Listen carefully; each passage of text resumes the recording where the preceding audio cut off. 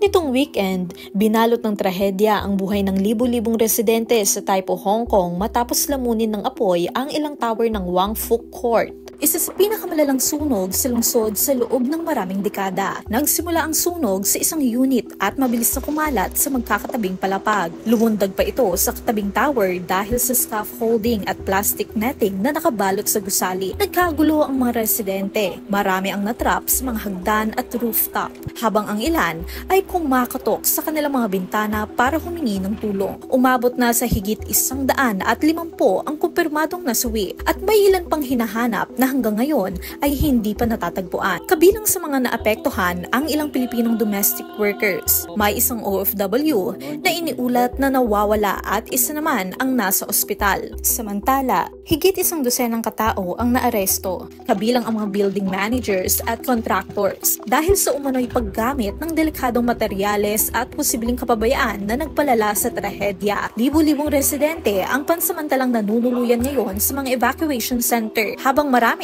ang hindi sigurado kung may babalikan pa silang tahanan. Patuloy ang investigasyon ng Hong Kong authorities at sa gitna ng pagdadalamhati, iisa ang panawagan ng komunidad: hustisya, pananagutan, at mas ligtas na tahanan para sa lahat. Para sa iba pang content, i-follow lamang ang social media pages ng News 5.